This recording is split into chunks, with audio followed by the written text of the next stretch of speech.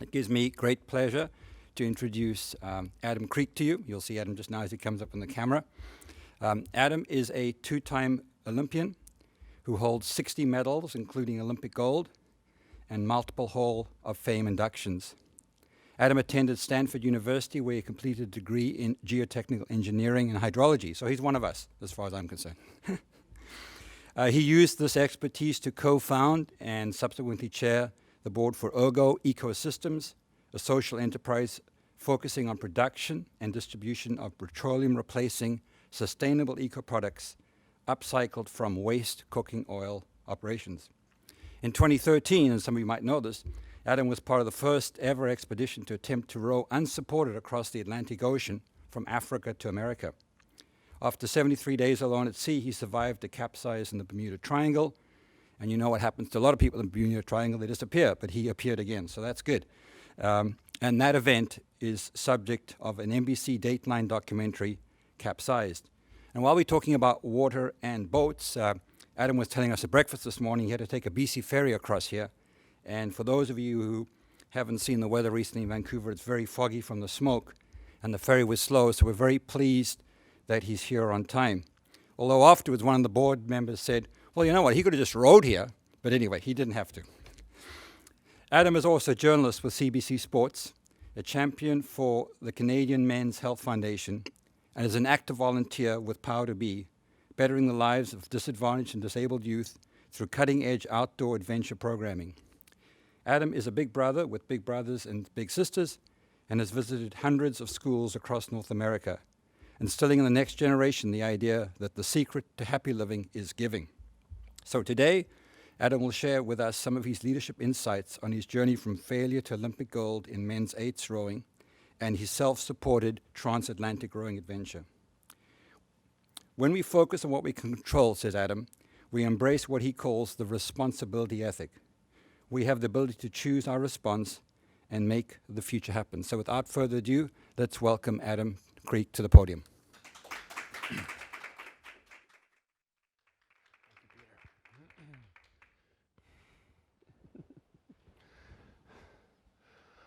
Focus on what you can control. That's really the basis of all that I'm speaking about today. So if you want to get up and go to the bathroom, grab a snack, that's the crux of my presentation. You need to focus on what you can control. It was funny when this pandemic first started, the coronavirus pandemic, I phoned up the captain of my ocean rowing vessel, Jordan Hansen. He was down in Seattle. And I got him on the phone. He said, Kreek, I feel really energized. Do you feel energized? And I was like, yeah, I don't know. I feel really energized too. Everything's crazy. You know, like Plana said, it's a volatile, uncertain, complex, ambiguous world, but we were feeling energized. And it's funny that energy can do two things. It can drive us into the pit of despair, or it can elevate us. And what Jordan said, you know what? It feels like we're on an adventure. Which is true. We are on an adventure. And today I'm speaking about the responsibility ethic. And the responsibility ethic is about people who make things happen. Because in our life, there are people who simply watch things happen. There are other people who stand by and wonder what happened. And there are other people who just let things happen. But the ideas that I'm presenting today are for those of you watching who make things happen. And it was a great introduction given by Peter, but one thing he left out in the introduction was the fact that I'm a father and a husband. I have 3 young children, and my middle child right here is Victoria. Victoria Kreek. In this video, she's about 5 years old. And we know during this time of pandemic, it's been wonderful. We've got to spend more time with our family. And Victoria was obsessed, and still is, obsessed with the monkey bars. And she mastered all the monkey bars, firm, solid monkey bars on the playground. So like any good father would do, I decided to make it harder for her. So I set up monkey bars that would articulate frontwards and backwards and side to side on ropes. And so she said, I'm going to master this. She is she's a fire breather. That's the type of little girl she is.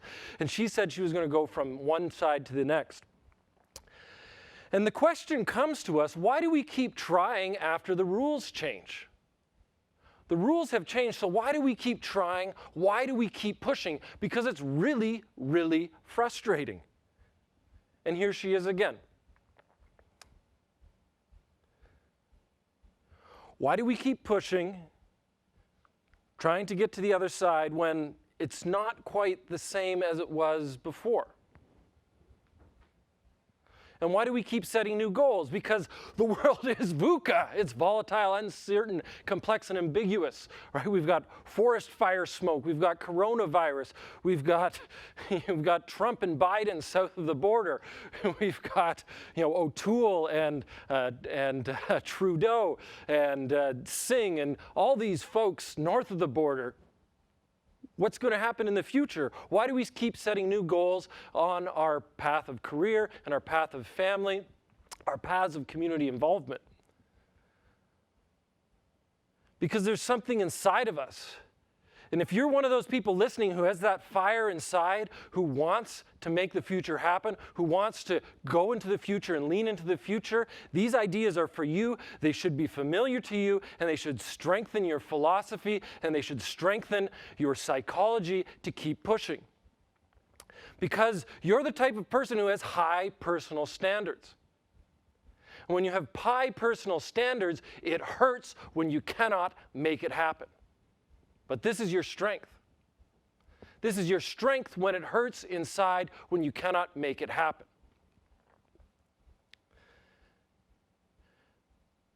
Because you'll keep striving, you'll keep pushing, even if you can't make it the first time, the second time, the third time, the fourth time. We keep iterating, we keep making the best of the new world with the new rules. Because if you're goal-driven and you have high standards, it can sometimes suck. Dad got that on video! It hurts, right? It's, children are so wonderful because they don't have these facades of adulthood. But just because you're an adult doesn't mean you don't have those same feelings you once did when you were a child.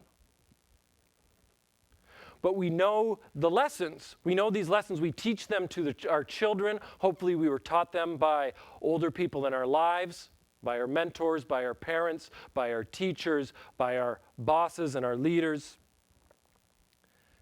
And we have to keep striving, we have to keep pushing, even in the face of change. And we're going to face more failure in the face of change than we had before. And that hurts, because we want to be the perfect little girl. We want to be the perfect little boy. But guess what? You can't. And you know what? The best little girls and the best little boys are the ones that keep striving, even in the face of change. So be the grown-up man, be the grown-up woman, and keep pushing. And what happens when you keep pushing is it happens.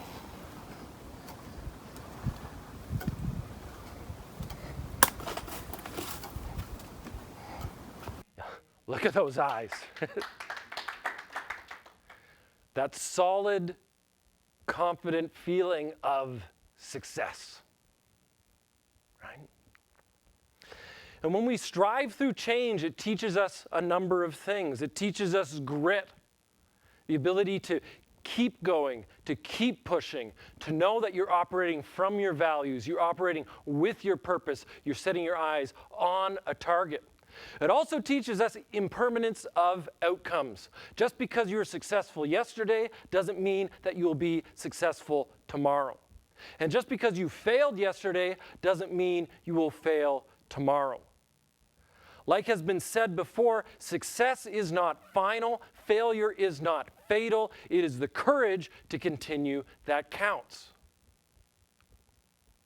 And what pushes us through and what pushes us forward is this idea of focus. This deep idea of focus. You need to know where you're going. You need to make a decision, even in volatile, uncertain, complex, ambiguous times. The times that we are in. And that's what the responsibility ethic is about. It's not about watching things happen. It's not about waiting for things to happen. It's not about wondering what happened. It's about being that person who makes things happen. Now, I have had an interesting story. I won an Olympic gold medal.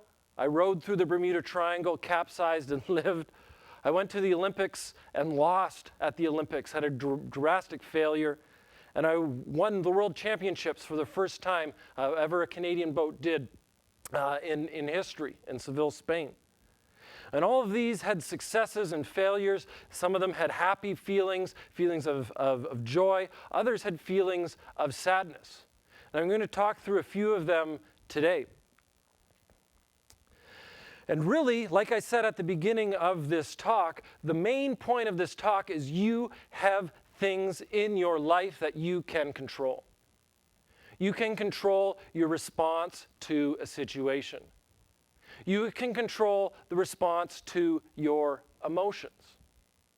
Because between every action and response, there's a space. And in that space is our power to choose.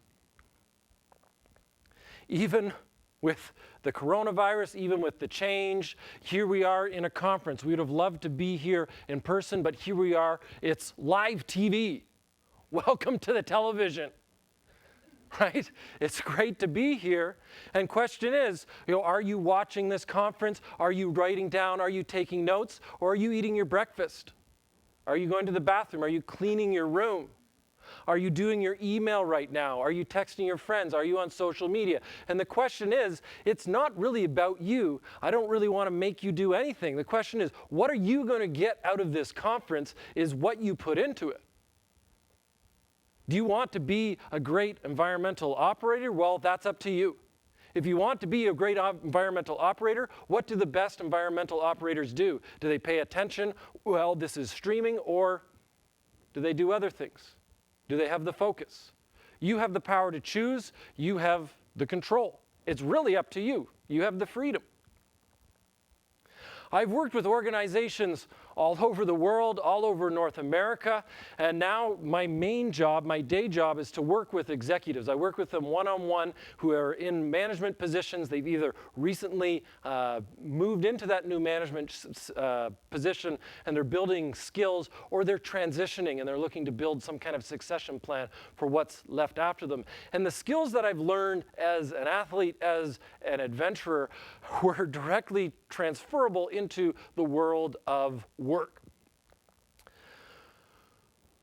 We need to have goals. We need to have strategies on how to get those goals in our professional career, and it was no different in my career as an Olympic athlete. I had a goal. My goal was to go to the Olympics. My goal was to win an Olympic gold medal. I brought it here today. This is a sock. No touching, it could have COVID on it. In times past, I would pass it around. Every once in a while I'd look out in the audience and someone would have it in their mouth. Yeah, COVID, I don't know. Who wants some COVID? It's gold medal COVID. But there it is. But really what it is, it's just a thing, right? Maybe $20,000 worth of gold or something. But there it is. It's a symbol. It's a symbol of hard work and of effort. It's a symbol of overcoming obstacles, addressing change face on, and focusing upon what you can control. Because there are a lot of training sessions, there are a lot of hours on the water, there are a lot of practice sessions. But some of the numbers I didn't put up here that I could have were the amount of failures. When you have 2,200,000 practice strokes, probably 2,100,999 failed strokes that were not perfect. The amount of injuries that pushed me down, that I thought I wouldn't be able to complete my athletic career because my body kept failing on me. The amount of mental anguish and stress and self-doubt. The times when I came that close to quitting, to thinking, I don't think this is for me. That's what's also embodied in these numbers. And what it takes is, one, to have a goal that is aligned with your purpose and your values. And when you have a goal that's aligned with your purpose and your values, you can push through, you can stay focused on what you can control, and you can get to that point. You can get to that point of victory, you can get to that point of success, that point of goal completion. So I'm going to say 6 months before my Olympic final, I almost thought it wouldn't happen. We were at a training camp down in California, near Berkeley, California. I got off the water, my back tweaked. And I'd had back injuries off and on over the last few years as an athlete. But this was different. It floored me. A couple hours later, I couldn't even walk. Eventually, I flew back to Canada. I got a scan. The doctor sat me down. He said, "Kreek, hang up your oar. You're never going to row again." And that hurt, because my reality changed overnight. I went from working as hard as I could to win an Olympic gold medal to being completely helpless. I couldn't control the fact that these little discs inside my back had exploded and started wreaking havoc on the nerves and sending pain down my legs, freezing me, being unable to move. And for those of you who've ever had chronic pain or severe pain, you know that it's not just in the body. It infects your soul, it infects your brain, and everything seems to fall apart. I was lucky enough to have a sports psychologist, Bruce Pinnell, and he noticed that I was struggling, and he took me aside. And he gave me just the pep talk that I needed. He said, "Kreek, the goal remains, it's just that the route has changed. The goal remains, it's just that the path has changed." Do you need this pep talk right now? Is your goal remaining? You just need to figure out a new path? It was just the mindset shift I needed in the moment, and I wouldn't say it happened immediately, but it planted the seed for me to start thinking, instead of training as hard as I can, I need to heal as hard as I can. What's the mindset shift you need right now? The goal still remains. I'm sure there's those of you who have serious goals in your life. The goal still remains, but in these VUCA times, the path has changed. And what you need to do in this moment of time is to focus on what you can control. Because there are things that we can control, and there are things that we can't control. And when we focus on the things we can control, we can make it happen. And I love what Viktor Frankl says. Between stimulus and response, there is a space. And in that space is our power to choose our response. In our response lies our growth and our freedom. So what is your response? Do you turtle and run away? Do you run around? Do all this activity that really is useless activity? Or do you take personal responsibility? Are you someone who makes things happen? Because all of us can control our attitudes, our response, our reaction, our actions.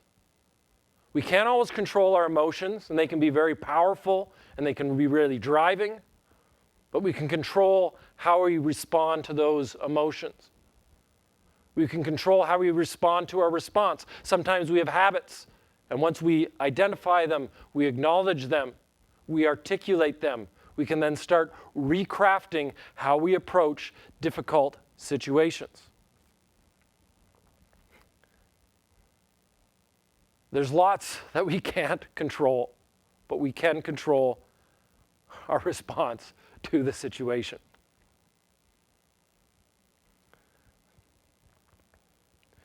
We want to have the energy to leap.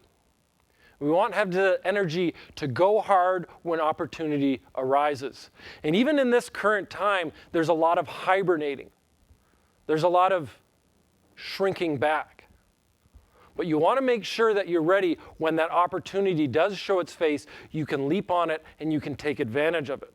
You can achieve your goals and you can live your values and your purpose with more effectiveness and with a guided light. Because there are two types of people in this world. There are people who make things happen, and there are people who have things happen to them. Let's do a gut check. What type of person are you? What's the conversations that you have in your head? Do you have a victim mentality? Are things always happening to you? Is the system getting you down? Is your past getting you down? Are you being acted upon by things you cannot control? And do you feel violated by that? Or are you someone who actually makes it happen? Are you someone who takes control? Are you someone who has positive thoughts in your mind, where you have control over your life direction, where you determine your future, where you know that your focus and hard work will deliver results? You're an empowered individual. And we lose control when we cope with change destructively, but we gain control when we change productively. You need to have the right language in your mind, and I think we also need to understand how change works. It's really interesting because all of us as a society have endured change together over the last few years. Often when I'm talking about change, it's usually an organizational merger, or it's something falling apart, or there's been a change in policy and funding's been removed, or there's other things that are engaging change within an organization. But right now, as a society, we're all dealing with change together. And so we can go through this process together. When change first happens, you want to deny it. You want to say, this isn't happening. This isn't going to happen to me. No, everything's been going okay up to now. It's going to continue the way it always has. But it doesn't. Then we go into the pit of a reaction. And when we react, I find there's three main ways that we can respond. The first one is like this. We can rock.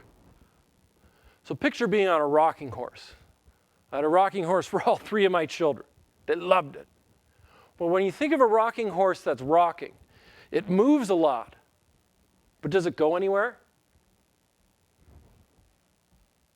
No. Do you deal with change like that? You have all this energy inside and you start doing things. Ignorance under fire. Do this, do this, do this. The next way we can respond to change is like this. Resistance. Resistance. I don't want change to happen. And I might call this experience on ice. Right? You either resist actively and you say, I'm not going to change. I'm not going to wear a mask. You stand up, you say, I'm not going to do that. This isn't what should happen. Or you do it like this. Oh yeah, this is what I need to do? Okay, yeah. This is the passive way to resist, of course. Oh, I need to wear a mask? Okay, I'll wear my mask and then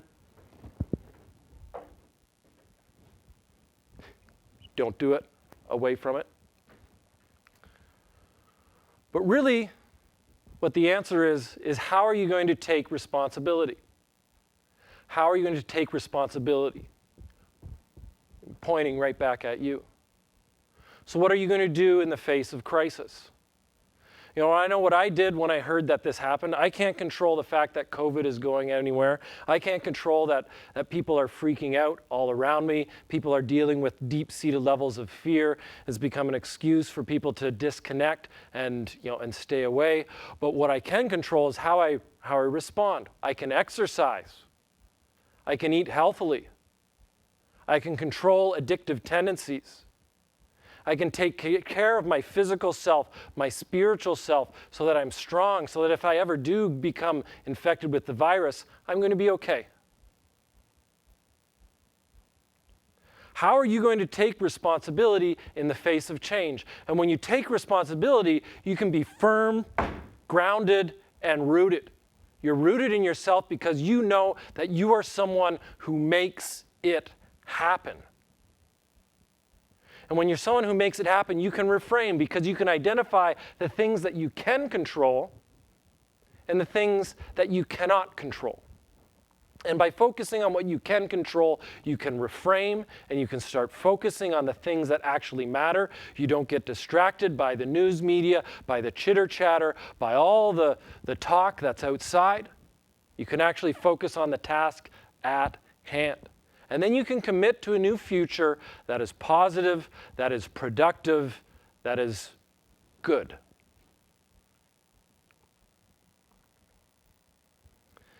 And the question comes when we're talking about COVID-19, how are you going to lead?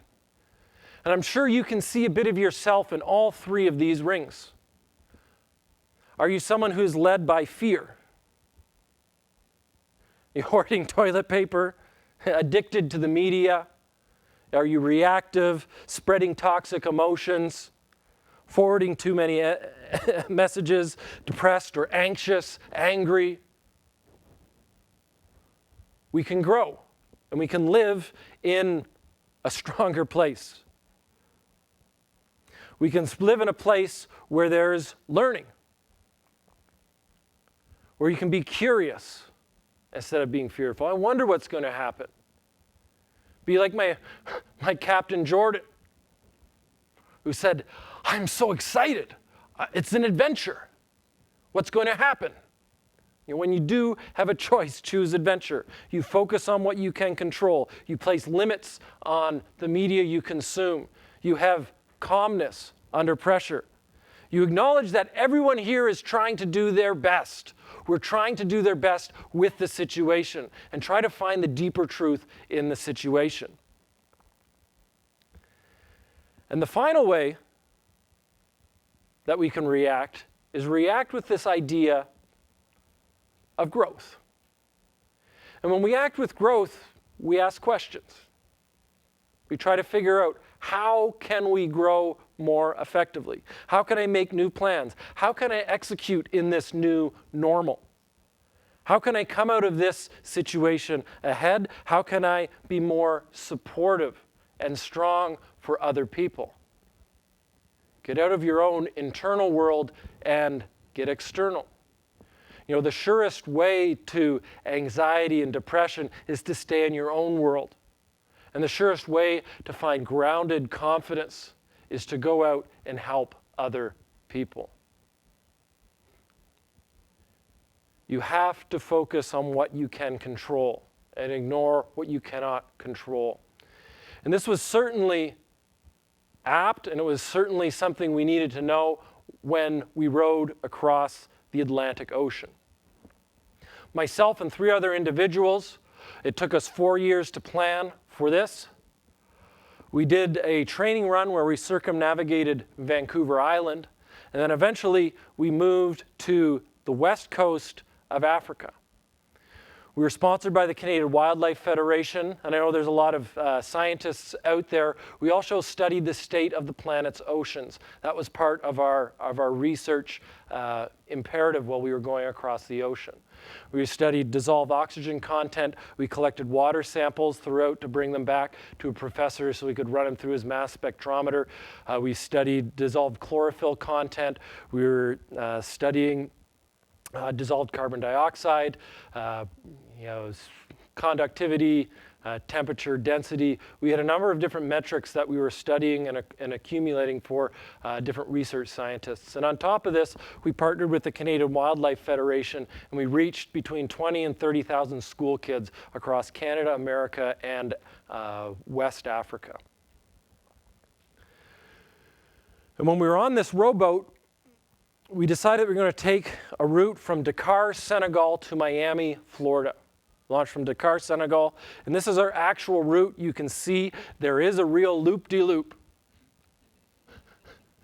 I remember it was somewhere in February. We did this loop-de-loop.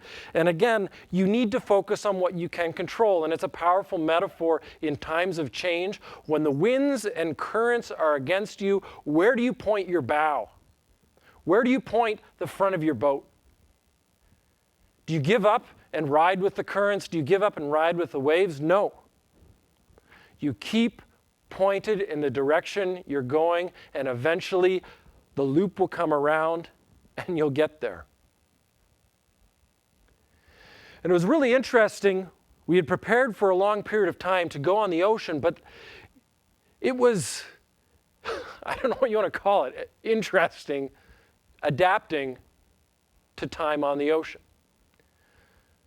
Because the first thing that happens when you launch from the coast of Africa is you start rowing away and you think, this is amazing. And you're seeing the mountains and the shoreline in the background so slowly fade away in the fog and the mist. And then around day 3, you wake up and you have this realization.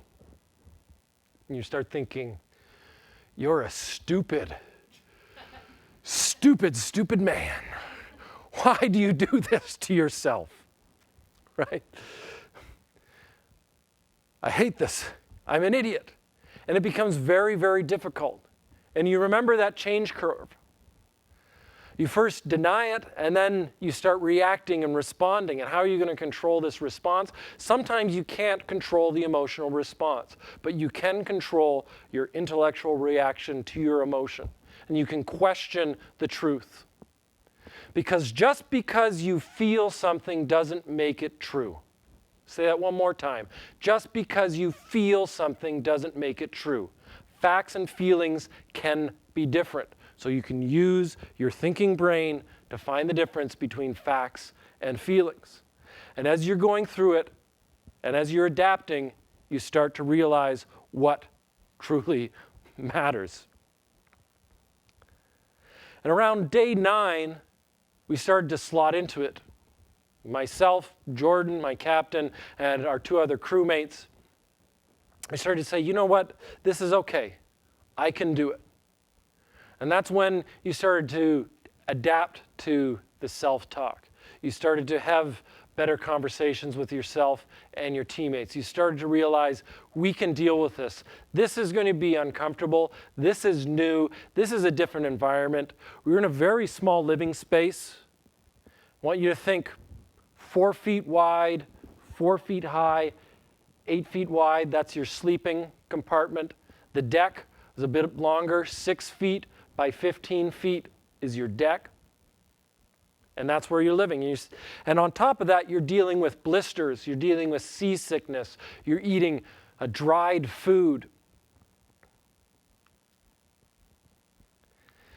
And then on day 25, something funny started to happen. It happened to myself, and I noticed it happened in all of my crewmates. We started to adapt. We said, you know what? This is kind of feeling normal now. I'm used to it.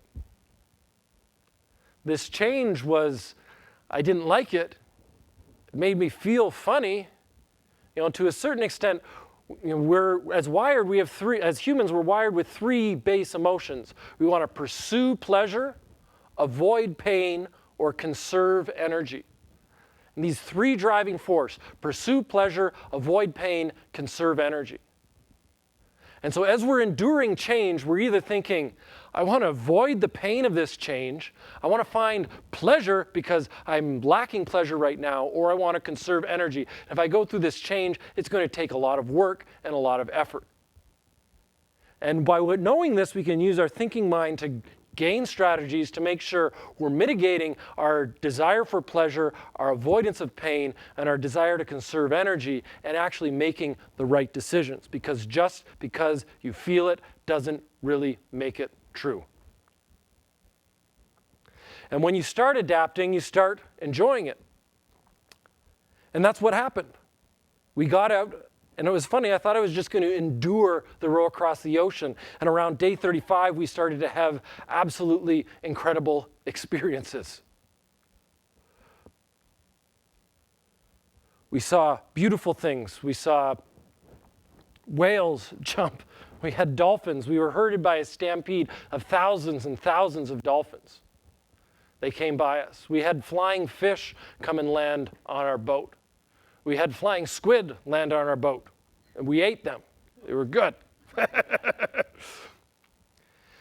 And eventually, when you're thriving, that's when you find the magic of the situation. And we go through all of this, from enjoying, thinking it's exciting, to hating it, to being okay with it, to feeling like this is really normal, to thriving. And if you're in an organizational environment, it's not going to really feel normal, and a new habit's not going to stick until about day 250. So COVID has only been with us for 100 some odd days. I'm not keeping a count. Is anyone here keeping a count in this room? No, so it's still not going to feel normal. It's still not going to feel normal until next year, really. So that's how we adapt. That is how we adapt, going through each of these modes. And then when you start thinking about it, the worst happens when you're hating this, when you're resisting it, when you're either rocking or resisting. That's when the worst happens, when you're rocking or resisting. And then, we start using this, prefrontal cortex. That's our thinking brain, not this, our animal brain. We fall off and get back on. And then eventually we adapt. Because I want you to think about the cockroaches, the dandelions, the Scottish broom. Think about these strong species that will be here long after we leave. Because it's not the strongest of the species, it's not the silverback gorilla that's the strongest. It's the one most adaptable to change. So how adaptable are you? Can you ride through it? One of the key tools we use to endure change came from a professor of psychology out of the University of Ottawa. His name is Dr. Terry Orlick. If you ever read his book, it's called In Pursuit of Excellence, a great book. We consulted with him before, and he wanted to do a study. One of his students actually got their master's degree based on the research that we collected, analyzing our response to this exercise. And he asked us every day to record what we ended up calling our rose and thorn. Remember that Poison song? Every rose has its thorn, just like every night has its dawn. Yeah, sing with me. I hope you're singing in your little office. Yeah, Poison. I forgot about those guys. But the exercise was simply this. Every day you had to record what you loved about that day and what you hated about that day. And the thorny part was simply to vent, so that you could get it off your chest. And the rose part is actually to remind you that even the worst of scenarios, good things happen. Even in the worst of times, good things happen. And I flash back to Viktor Frankl. I put his quote up earlier there. And it sears in my mind reading in his book, Man's Search for Meaning. He said, there he was in a concentration camp. They were sleeping 3 or 4 men to a bed, to a single bunk bed. They were so starved and sullen, and they were digging ditches, and the Nazis had got them out and taken them on a death march through the night. And so they're marching, and there's just skin and bones. And he said the sun started to rise.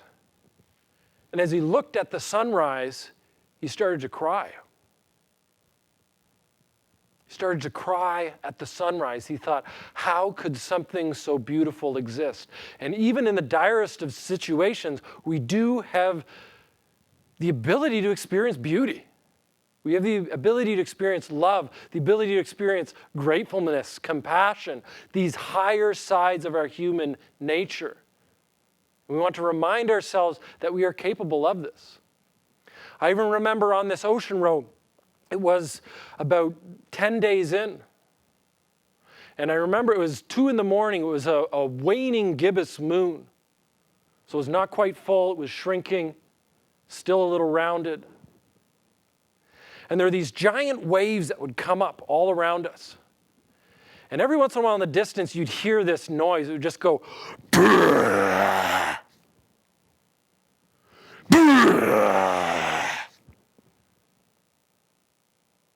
there are these growlers. We call them rogue waves, actually, but I call them growlers because the water piled up so high on itself, it was about the size of a 4-story house, that the water ripped apart on the top, and it made this deep, visceral growling sound that just hit you. Hit you in your throat and your stomach and kind of low back. I don't know, I just remember viscerally feeling this, I shouldn't be here. And then it happened.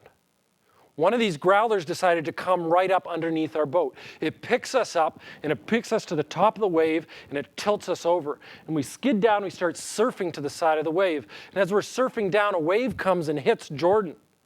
Hits Jordan, thank God he's tied in with his emergency line. So we get to the bottom. 2 guys sleeping in the cabin fall on top of each other. We start feeling and hearing the screaming from the cabin because the guys are sleeping naked, right? They're falling on top of each other. We get to the bottom, the oar digs in, it snaps. We look around, everybody's safe. We throw out the sea anchor, which is an underwater parachute which controls the boat. We look around, are you okay? Yep, everybody's okay. We get everything in order, we strap everything down. Dealing with a little bit of shock, there's a lot of adrenaline. And then it's time to do your Rosenthorn. Fucking Terry Orlick. God damn it. What were you grateful about today? Well, as you look through it, you're thinking, there's not a lot I'm grateful about today because I really don't want to be here. I don't want to have a broken oar. I don't want to feel like my life is threatened. I came out here to explore. I came out here to see beautiful wildlife. I came out here for the sunrises, the sunset, the collegiality. I didn't come out here to face death. But going through this exercise, it was amazing. Well, first off, I'm grateful to be alive now. I'm grateful for my teammates. I'm grateful for the tea that we brought. I'm grateful for the soup that we have on board to eat. And as you start thinking through the simple things you're grateful for, it's amazing how it not just affects your mind, but it starts to drill down into your heart and your soul. And it starts to rebuild the reality that you're in. And nowhere did we have to focus more on what we could control than 73 days in. We certainly faced some dangerous moments. We faced some beautiful moments. But there we were, day 73. The waves weren't even that big. The waves were maybe 2 meters high. But the wave came at a funny angle, and it hit us in the Bermuda Triangle. And before you knew it, there you were. I was in the cabin. I was sleeping in the cabin. Before you know it, the water's flooding in, and you're sleeping there. You look over to your right, and your buddy Pat is there. And the first thing you do is you say, Pat, go, go, go, go, go, go. And you push Pat, and Pat gets out. And then the boat flips upside down. The boat flips upside down, and you're trapped. You're trapped in the cabin underneath the water. You look around. You're seeing instantly under the water. You look up, you see a cushion, you pop up, you take a breath. That's when it's time to focus on what you can control. I can slow things down. I can slow things down and do it properly. So you take another breath. Then you dive under the water, you swim to the little tiny compartment, you push yourself up, you climb on top of the overturned hull, your buddy Pat's up there, you go around, are you okay, are you okay, are you okay? Yes, we're all okay. Is this an emergency?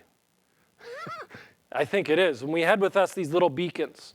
I remember looking over to Jordan. I said, I think we should press our beacons. What do you think, Jordan? Jordan's like, yes, we need to press our beacons. Marcus, we need to press the beacons. Yes, yes, we'll press the beacons. Pat, we need to press the beacons. Oh, I already pressed mine. And so we go and we set things up. And like I said, there's 3 ways to respond to change. Well, first you say this isn't happening, and then you move into action. You can rock, you can resist, or you can take responsibility. And thank goodness we had gone through the training, because it was very easy for us to take responsibility. We knew exactly what we wanted to do. And it's funny how fear has no space when you have action to take. Fear has no space in your being when you have the right actions to take. We deployed our life raft, we set it up, and we felt okay. But then it started to creep in. And I remember floating there. I remember floating there in the water. Jordan and Pat had climbed into the life raft, and they were floating there. This was maybe 3 hours after we had done all of our procedures, and we'd set up the boat. We were waiting for help to come. Marcus had just dove under the boat. He was looking for other supplies and making sure everything was okay. So he's underwater, checking things out, and I'm sitting there. I'm absolutely terrified. It's in the times of calm, where you have too much time to think, too much time alone. That's when fear creeps in. But you can be open. It was at that time I saw a seabird. It was a freighter bird or a skua. It was flying overhead. It has white wings, a long, long tail. And it locked eyes with me. Locked eyes with me.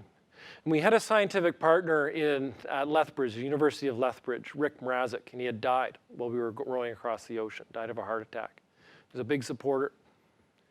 And I looked into the eyes of that bird, and I said, Rick, is that you? And I knew at that time that there was someone or something with me that I couldn't define, I couldn't put my finger on. And I chose to feel hope at that moment. I chose to feel faith at that moment. I could have chosen the other. I could have brushed it away. I could have said, oh, it's just an animal.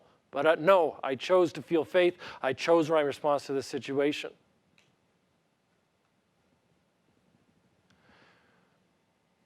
And when the capsize happened, we needed to focus on what we could control. We pressed our emergency beacons. We did our deployment of the life raft.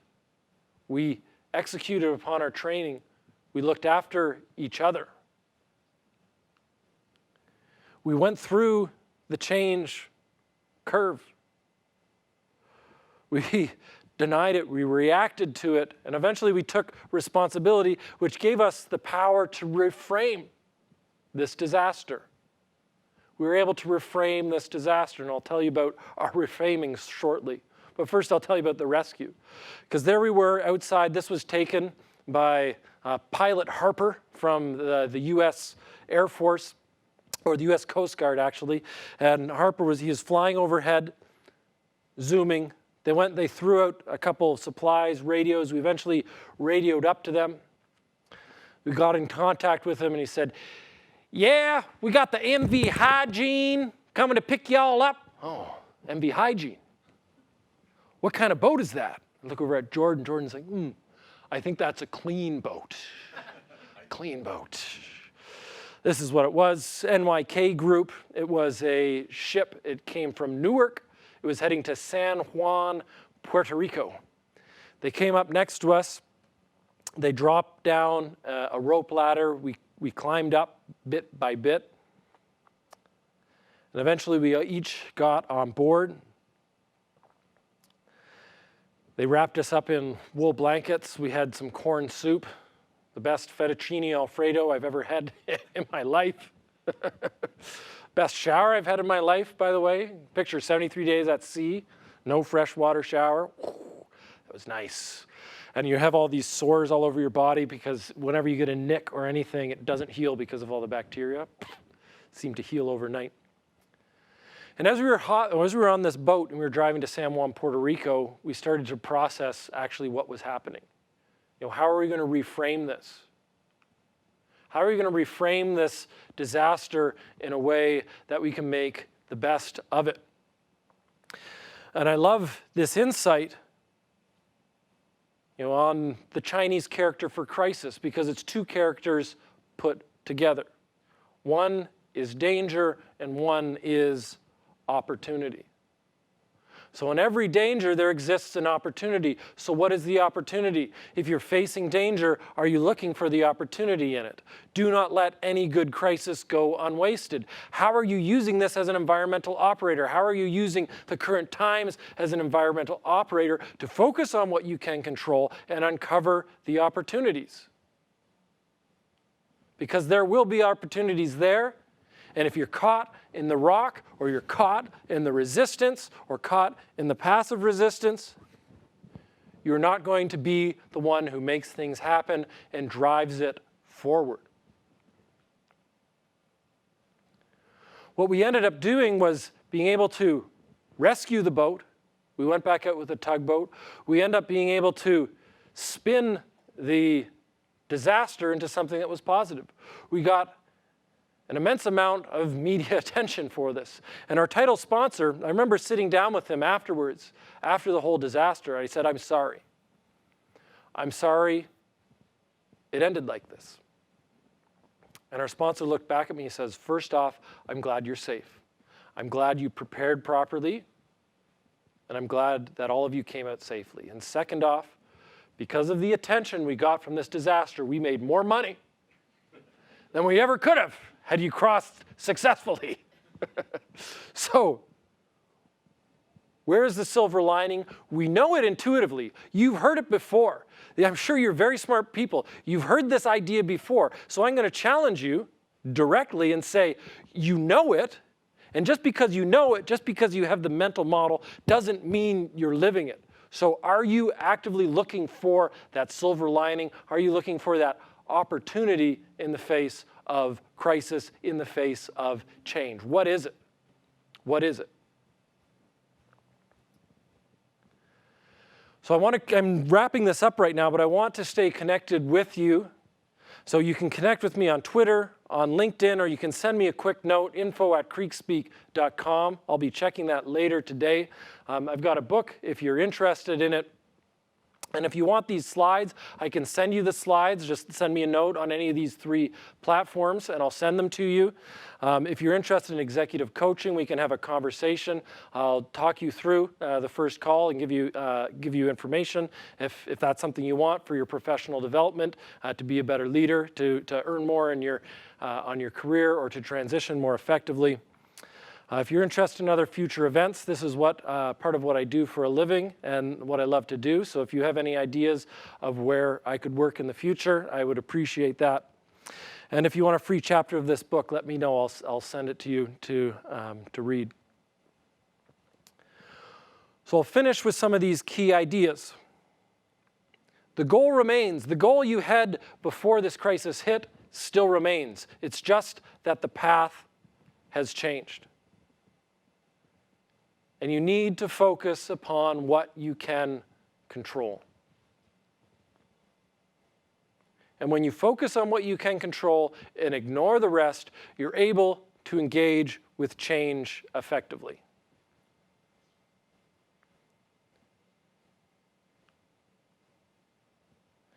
And remember the physiology of adaptation.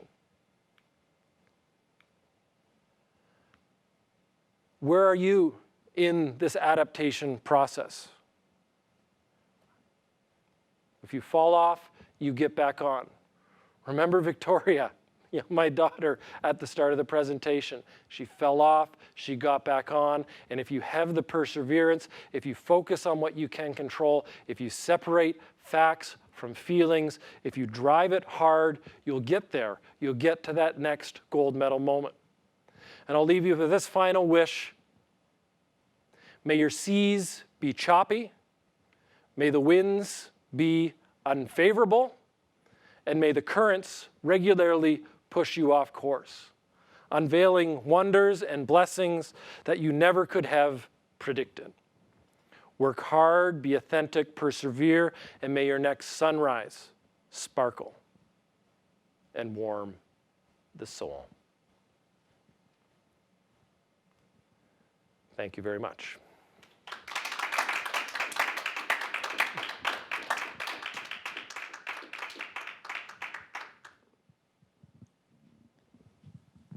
Thank you very much, Adam. Okay. If you could just stay up there, we have some questions. So one of the questions we've had is actually related to the presentation in terms of can people, and this is just for the broader audience, in terms of can people get a recording or can they watch it later? It is being recorded, so it will be available. And also, I have my email open, so if you send me some questions, I can ask them of Adam. And also, if you could hold up your book there, Adam. Adam has a couple of signed copies that he has provided here. So if you send him some questions, or even from our small audience here, you ask us some questions, then you could be eligible for a draw to win a prize. And I believe we have some questions here. Do you have a question, Peter?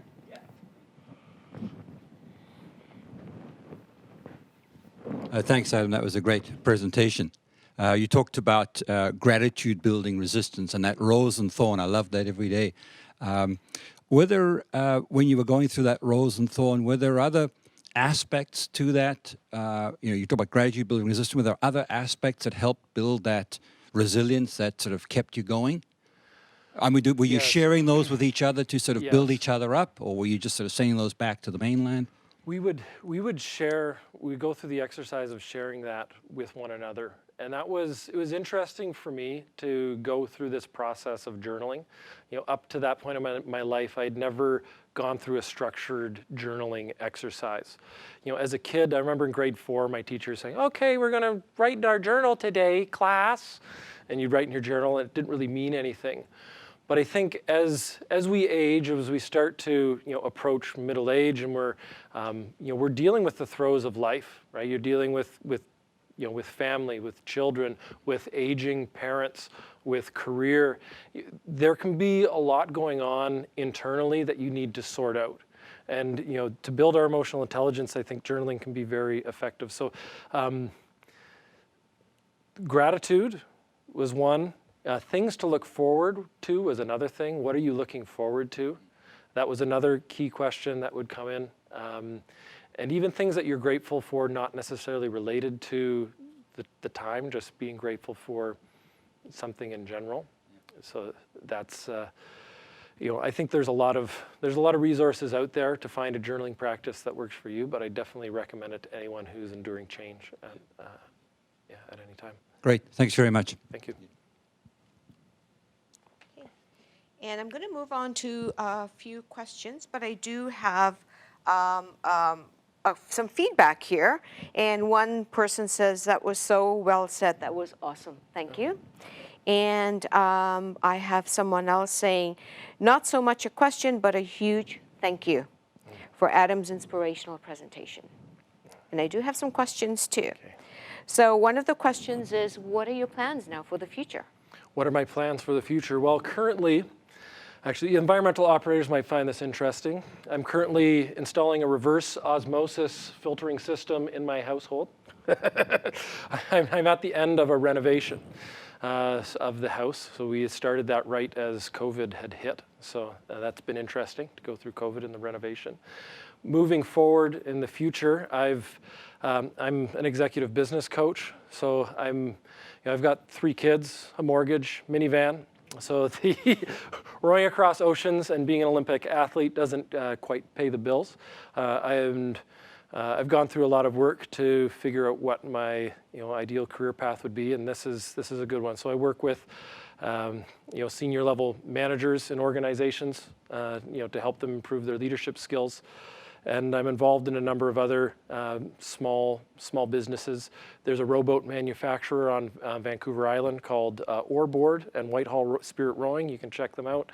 And also with Ergo Sustainable Communities Foundation and Ergo Sustainability Institute, where we upcycle waste cooking oil into low carbon, environmentally friendly lubrication products. Great. Okay. Yeah. Good to hear. And a couple more questions. What can you say to people who are stuck in day 3 to 8 over and over? How do you help them get past those days? How do you get past those days? You know, there's a few, I don't think I can say a whole lot right now, other than have faith and keep looking for resources, because this will pass. You know, tough times never last, but tough people do. I'm gonna say it one more time. Tough times never last, but tough people do. And so constantly look for positive affirmation of pure and good principles. You know, we're lucky enough, it's kind of a double-edged sword. We're lucky enough that we're in a world where you can consume all the media you want. But the news media is set up to give you all the problems of the world. And if you're having trouble, you should take a media fast for 30 days and see what you've missed for 30 days. And instead, choose to consume content that is positive, that is spiritual, that is psychological, that is uplifting. And you can reprogram your brain. You know, we are a computer, and I know this as an athlete. If I'm watching bad technique, if I'm watching bad form, then that's what happens to my body. But if I'm watching good technique and good form, I can make it happen. In the same way psychologically, if I'm constantly consuming the news and I'm distracted by all the hate and the anxiety and the problems of the world, I get distracted by what it truly means to be human. So I would encourage you to access positive information that is out there, go down the rabbit hole, and find something that resonates with you. Do you have time for a couple more questions? Sure. Okay. I'm not going anywhere. Okay. Could you elaborate on the difference between training harder and healing harder? What did it look like to try to heal harder? How might we apply this idea to growing in our professional and personal lives? Training harder and healing harder. And I'll say I'm going to start with something that's the same between training harder and healing harder, in that you need a lot of self-compassion. You need a lot of self-compassion, especially if you're someone of high personal standards, because to train harder, you're never going to be perfect. And to heal harder, you're never going to heal fast enough. And when you're training, you want to be better faster. So I'd start with a foundation of self-compassion, whether it's for healing or whether it's for improving. And from a healing standpoint, if you start from a foundation of self-compassion, and so this is the idea of being compassionate to yourself. We know what it's like to be compassionate to others, to see someone who's sick, or to see someone who's on the street, or to see someone who's hurting and feel compassion for them. Can you feel the same compassion for yourself and recognize that, you're that broken, sad child? I think we can put ourselves back in that point where we were as children, and recognize that that's the place to start from. And the second one, which was a great piece of advice I received actually from my father. He said there are people who can deliver support, and there are people who can deliver solutions. And make sure that you're having the right conversations with the right people. So for example, to heal faster, and this is psychological, if I'm speaking with my wife and my back is sore, she can kind of know what solutions to give, but not really. She's there to support me. She wants to help me. She wants to know what is happening. So she can say, how are you feeling today? And say, well, my back isn't doing as well as it could be, but today I went to the chiropractor, I visited the massage therapist, and I talked with my psychologist, and I'm moving forward and I'm making progress. And so when you talk to someone who's a sympathizer, who's there to support you emotionally, you talk with them about solutions. But then when you have someone who can actually give you the solutions, who's a solver, that's when you actually talk to them about the real core of your problems, because you're talking to the chiropractor. How did it feel today? Well, it felt really horrible. I could barely twist like this. I couldn't do this. And then it helps them diagnose your issue, give you the right treatment, give you the right medication, that sort of thing. And so, to some, start with a mindset of self-compassion. 2, talk to sympathizers about solutions you're taking, talk to solvers about the actual problems. And then 3, just have the mindset of continually trying something new every day and acknowledging it. I tried something new today. Even though I don't feel better today, I will move forward. And coming back to that idea that tough times never last, but tough people do. Okay, thank you. And I have another question. Rock resist responsibility. How does one distinguish between productive actions and just rocking? How do you feedback and results? So what's productive action and what's just rocking? Fortune favors the bold. We've known that since time immemorial, I suppose. So you have to be bold, you have to be risk, and we can be held back by analysis paralysis. So if I were to err on doing nothing and doing something, I would probably want to err on the side of doing something. And how do we know when we're rocking? It's sometimes you don't know in the moment, and that just takes courage and faith and knowledge that you live with your values. I might also say feedback. Talk to a mentor, talk to your teammates, get feedback and say, is what I'm doing delivering results? What do you see? We're trying to make something happen here. Is this just busy work, or are we making progress, even a small amount of progress? Okay. And speaking of teams, one last question. What were some of the strategies that you used as a team on the boat to keep everyone focused?